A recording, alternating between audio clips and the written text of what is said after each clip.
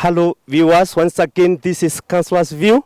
We welcome in our program today, and in our program we will be addressing on the impact of domestic violence on children. And in the past 2 decades we have really registered a very great rise of domestic violence. And due to the lockdown that has been there, that has really contributed a great rise, such a way that the children have not only been affected by domestic violence, but they have also witnessed it as children.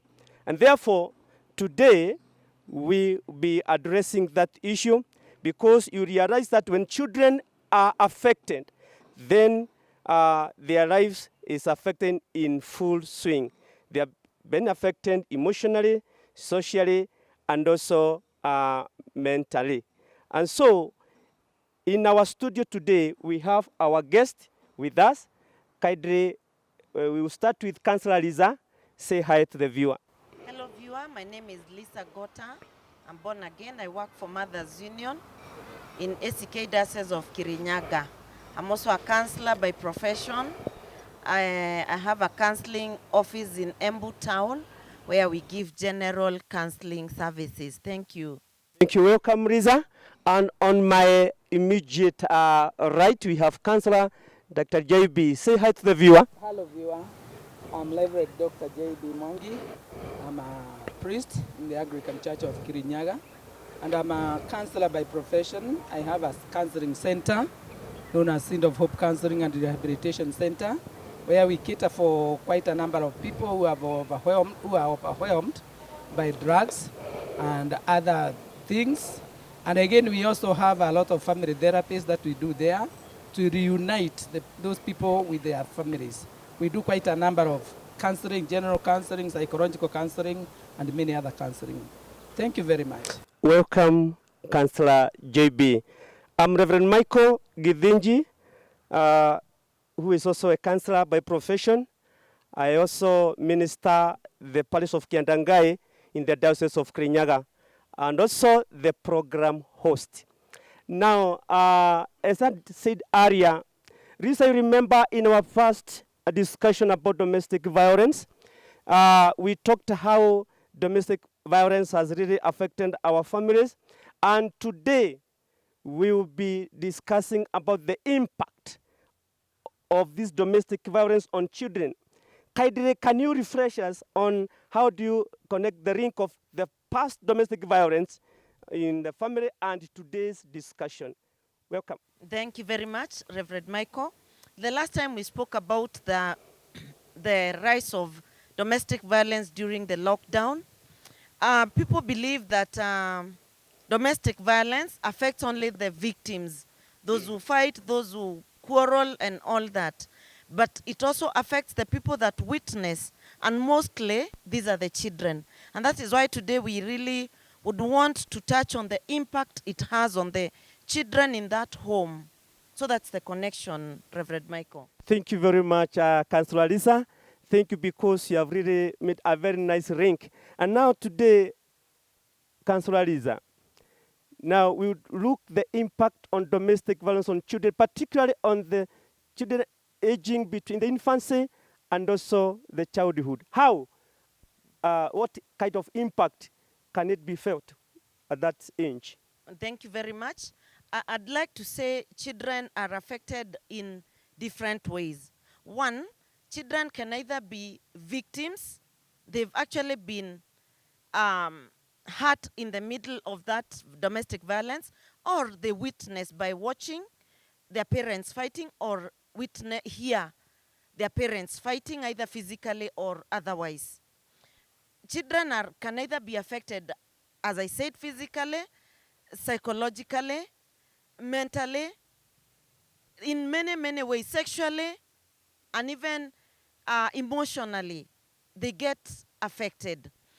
Children begin, what I want to say is children begin witnessing or hearing or even getting affected by domestic violence right from conception. A child who is born of a distressed mother, a mother who is expectant and they are distressed, they are fighting with the husband, the in-laws are fighting them, the child inside the womb can hear, or I don't know whether it's hearing or they actually get affected. Children born of parents that fight, children born of parents that are in distress, they are born hyperactive.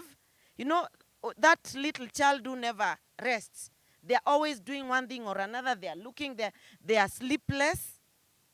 They become, they are born underweight. Because when they are born, even before birth, they come as underweight because their growth and development in the womb was not very comfortable. Also, when they are born, immediately they are born, they are sleepless, they have issues with appetite, so still they have issues with uh, growth or weight gain. They go to the clinic, their weight is not going up. Then also, the children are not restful. You know, a child should sleep more than being awake when they are little. Children born of parents who fight are restless, they have appetite problems, and so forth. When they are now born and they start going to school, they become aggressive. Unaona katoto kadogo, a small child is really wants to fight another little child. Then they become anxious, they are fearful about everything. This kid, when visitors come, they run away to their bedrooms, they don't want someone to touch them. Sometimes it is as a result of those many things. Then when they go to school, they exhibit antisocial behavior. They have other behavior like bedwetting. We are told, psychology says, children that are stressed, and now one of the stresses that come to children comes from the parents' unrest. They bedwet, they suck their thumbs. Those are all defense mechanisms. They are uncomfortable about one thing or another. Then, apart from being fearful, they exhibit an antisocial behavior. They don't want to play with other kids, and then they have aggressive behavior. They fight with their little brothers, they fight with their schoolmates, and so forth. Thank you very much, Councillor Aliza. Viewer, you realize that we are addressing the impact of the domestic violence on children, and particularly from infancy to the childhood. And these are some of the impact that we have realized as they have been stipulated by our Councillor Riza. Thank you very much. Now, Councillor JB, now we have dealt with children from infancy to childhood, the impact, the domestic violence it has on those children. Now, what is the impact on children, on those who are between the teenage, from adolescence to teenage, that gap, because it's also another gap that needs to be addressed. Thank you very much, Reverend Michael. I want to say that growing is a process. And like what Lisa has said, one starts from infant and all that, they grow, childhood. Then there is what we call teenage. This is now the school-going student people who are growing at that age. And the adolescents continuing like that. And I want to say that domestic violence, in such circumstances, in homes and whatever, it brings a lot of impact and negative impact among the children who are growing, like teenage.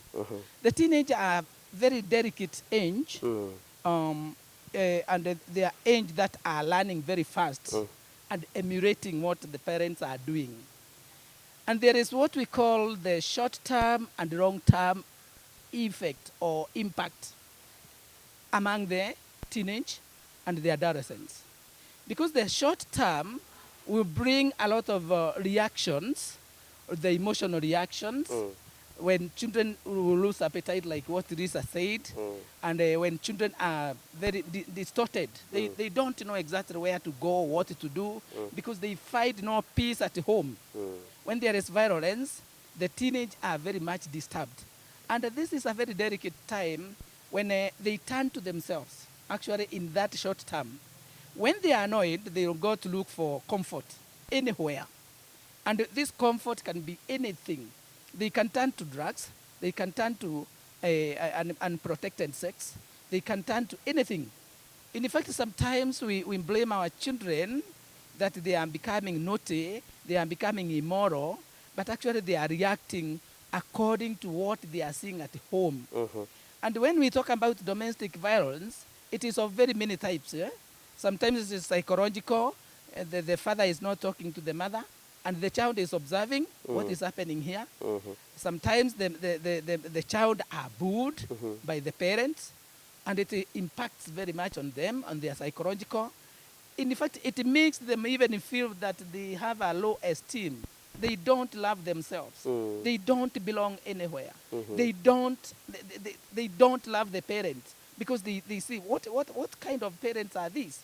So the teenage is a very delicate time when we have these teenagers are also fighting with what we call personality. Personality, they have not adjusted well. And they are trying to fight with their personality. They are trying to copy a lot of things so that they can have their direction of personality. And when they are affected by this, what we call domestic violence, actually they are very much disoriented. They are completely disoriented. They don't know how to go about it. Come to the the adolescents. Adolescence is another time bomb stage, whereby adolescents don't know who they are again because they listen to their bodies, they listen to what they are doing. And when you joke with these people now, and they have a lot of domestic violence, then you affect their education system, you affect their adaptation system of things, you make them hate the family life, you make them hate if the father who is very violent, they hate men. Some hate to be married, others hate to marry. If I thought I'll marry, and then this is what is going to happen. If a home is what I can see, if a family setting is what I can see in my home, then I would not like to see a family of my own.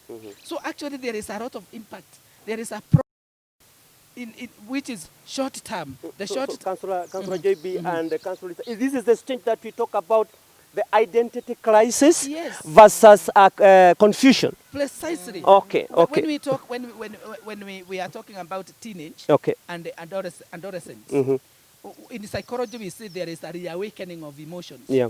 This is the time the child is taking the shape of a grown-up person. It is the time the child is taking the shape of sexuality and many other things. And this is the time now we talk about personality crisis. We are talking about crisis because one does not understand what is happening with the body. Breasts are coming out, or the hips are enlarging, and there are so many chemical changes in the body. Libido is starting to take shape. And in fact, if they are distorted by this violence at home, they become completely disoriented even in the future. When I talk about short term is the reaction that will come emotionally and psychological. There is also what we call long term. And the long term is the thing that will make this child feel that if a home is like this, I will revenge. I don't want to be like my father. I don't want to be like my mother. I want to stay alone. Michael, you can imagine why today marriages are breaking down so easily. It is because of what these children have learned. Marriage is not something to stay. I want to get my own baby and that's all. I want to get my own children and I don't want a husband. I don't want if I thought the husband is the kind of the husband that I saw in the family setting. So when we talk about long term and short term, these children are seriously affected by domestic violence in very many ways. Thank you. In very many ways. Thank you very much, Councillor JB. Thank you, viewer. You realize that we are addressing the impact on children, the impact of domestic violence on children, and we have tackled those children between the infancy and the the childhood. We have also tackled about those who are in between the adolescence and teenage. And you realize that this last session we have just tackled, it's very sensitive. It's when these young people are getting to realize themselves. So if they are not handled with a lot of carefulness, then they can lose direction. And finally, you not get a full person, a whole person at the end of the day. We know we will continue in a short while. We have to go for break, and in short we'll be back here. Again, I'm Reverend Michael, the program host, and also the vicar of Kiandangai Parish, Diocese of Kirinyaga. Stay tuned. We'll be back in a short while.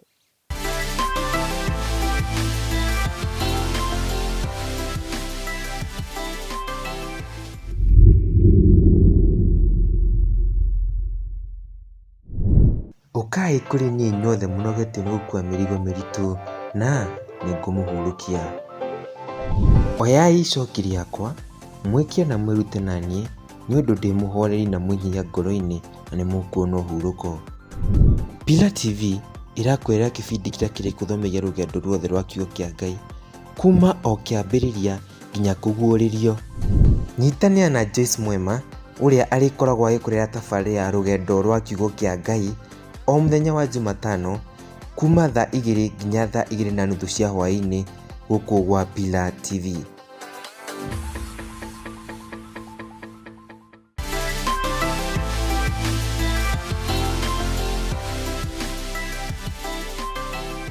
Welcome, viewer, again in our program, Counsellors View. And before we went for break, we were discussing the impact on domestic violence on children. And we have tackled about 2 levels. Children that are ranging from infancy to children, to childhood, and also from adolescence to teenage. And now we'll be addressing the other level, the impact on domestic violence on adulthood, which is a long-term impact. Once again, this is Reverend Michael Githinchi, the program host, and also the vicar of Kiandangai, and also a counselor by profession. Now, Counselor Lisa, can you tell us the impact, or what is the impact on domestic violence on these children that we are talking about, on adulthood? Okay. Yeah. Thank you, Reverend Michael. I would want to say the impact of domestic violence on a human being from childhood to adulthood. Most of what starts in childhood becomes a long-term effect in adulthood. Mm-hmm. Psychology says the behavior a human being exhibits in adulthood is as a result of heredity, experience, and environment. Now, in the case of an adult who experienced domestic violence either physically or emotionally, witnessing or being a victim, their behavior will greatly be a response to what happened in their childhood. Mm-hmm. For example, in childhood, in the theory of attachment, children get attached to their parents or their caregivers when they are very little. Domestic violence greatly affects the attachment between a child and their mother or father or specific caregivers. Mm-hmm. So when it affects that attachment, a human being or an adult has problems creating lasting relationships. In adulthood, that's when the grown-up man or woman gets into relationships that lead to marriage. Now, at this stage, these adults have a serious problem having healthy, intimate relationships. They bring jealousy. A married man who witnessed their father battering their mothers literally develop fear of the unknown. They don't know what they are fearing. But in their marriage life, that woman who was battered is always afraid of being battered by the husband. The man is always afraid of the wife doing the wrong thing. So they develop fear, jealousy, and insecurities that actually leads them to becoming violent themselves. Then they become aggressive. Psychology also says what you hated most when you're growing up, or what you witnessed and you didn't like, you're likely to become that thing. Exactly. Now you've been raised by a father who beats the mother, a father who beats your mom, and you hated it and you kept saying, when I get married, I will never, never beat my wife. There is something we call in psychology unconscious motivation. What happened in earlier age comes back to you when you're grown up, and you find yourself doing it without consciousness. It went to your unconscious mind, but in adulthood, it ends up popping up, and you find yourself beating your wife or being rude to your husband. Then, the other thing is adults form beliefs and believe that violence is one way of dealing with conflict. Because when they grew up, all they saw was parents fighting, parents quarreling. Yes. So it forms part of their beliefs that even myself, when I grow up, I will resolve my conflicts through fighting. Actually, grown-ups get affected. It becomes a form. They get irritable also. Irritability, because when I was growing up, I always saw my father beating my mom. So as a woman, I sit there. If my husband does something very little or something minute, I get so irritated because of the unconscious motivation. So basically what happens in adulthood, what happened there before pops into your life and sometimes just destroys your life. You can't keep a marriage. You can't keep friends. You're fighting with your in-laws. You're fighting with your workmates, and you don't even know the reason. When I once did my internship in a prison in Kenya, and one of my clients was in jail because he had killed a woman.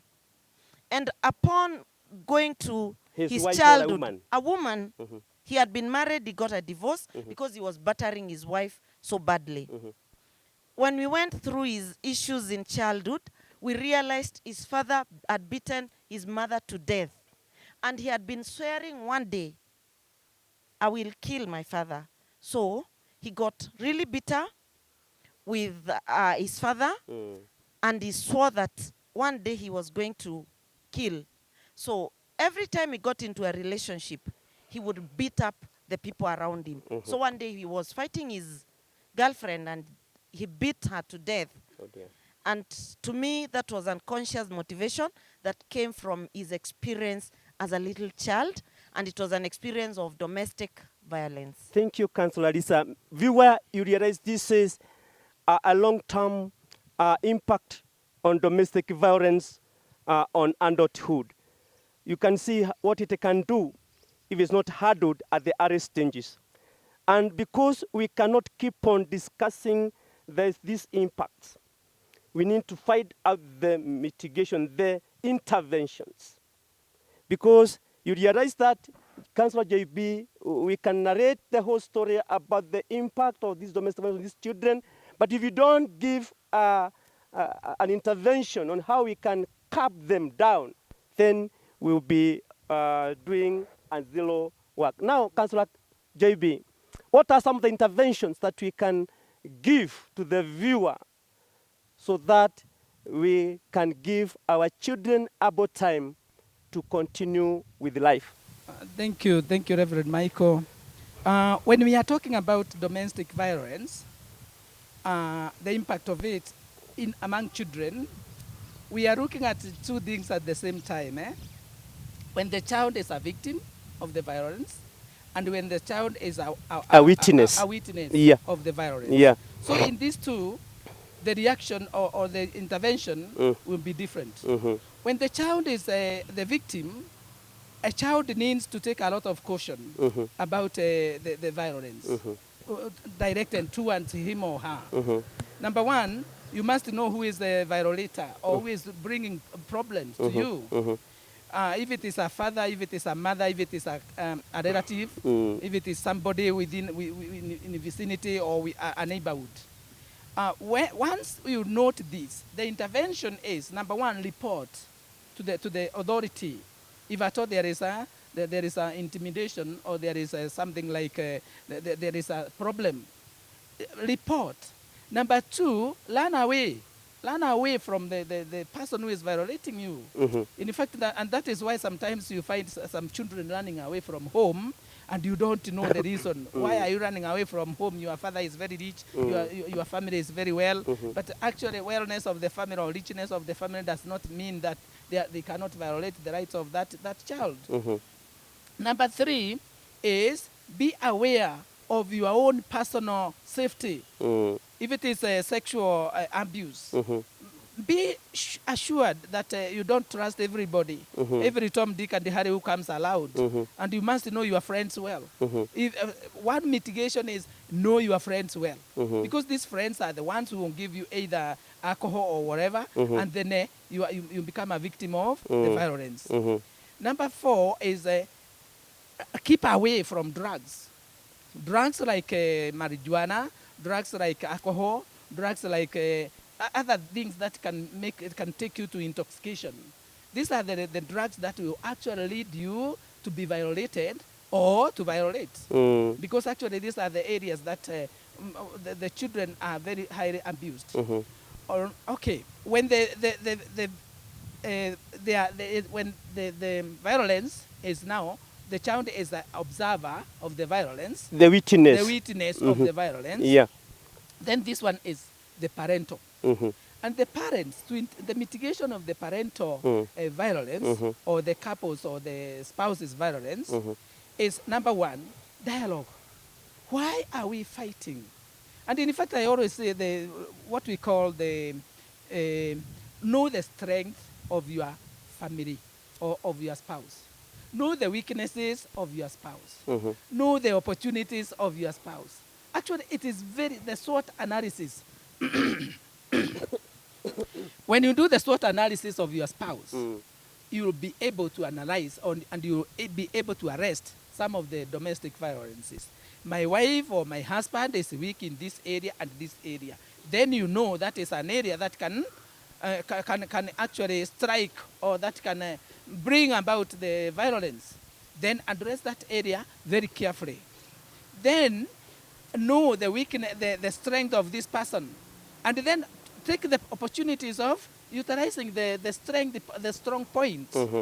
Know the opportunity that you have with this person.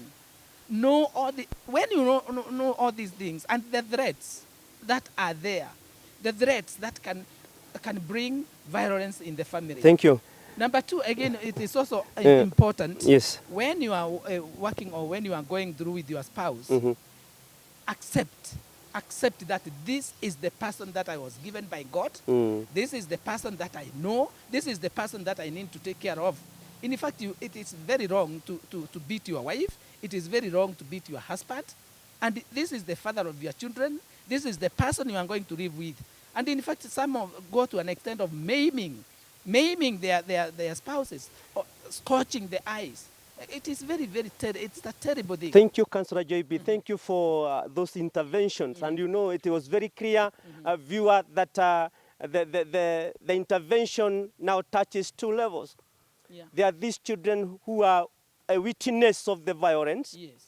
and also those victims. who are the victim of the circumstance. Yes. This is very clear. Probably, Councillor Riza, you want to add anything to do with the intervention? Yeah, thank you. Very briefly, I feel for us to intervene for these children, parents should be educated on the impact.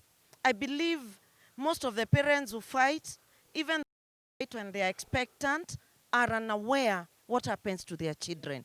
If we would create awareness on the young mothers who are childbearing age, tell them when you're fighting, when you're unhappy, these are the results of your child. When you're fighting and your little child in preschool is watching or hearing, these are the results. These are the impacts on your grown-up children.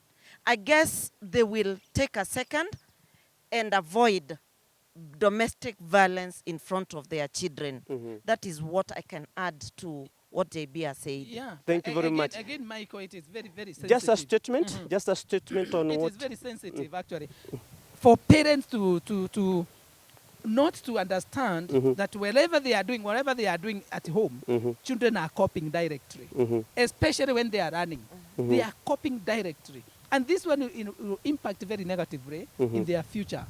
It will come as a very serious problem, and they will not know actually what it is I was saying. They will not know why they are doing it. They will not even understand what is happening. But sometimes we make what we reap what we plant or we sow in our children in the later years. Okay. Yes. Thank you very much, Councillor JB, Councillor Lisa. Thank you very much. Viewer, we have been discussing about the impact on domestic violence to our children and in all those levels. And you realize that if you're not very careful, just the way these councillors have just concluded, that we need to enlighten our parents the impact this domestic violence has on our children. So if we are not careful, we can rear our children who are not able to live up to the challenges of their life because we were not able to mold them in the best way possible. Again, parents, it is our responsibility. If there is something that we can do to avoid domestic violence, it is of paramount to do it so that our children may be safe. Once again, this is Counsellors View program, and I am the program host, Reverend Michael Githinji, who is also a professional counselor and also the vicar of Kiandangai. We always come here every week, the same time, the same hour, to continue with our various episodes. Once again, thank you for being with us. Tune to Peter TV, and you grow to higher and greater heights in terms of know-how.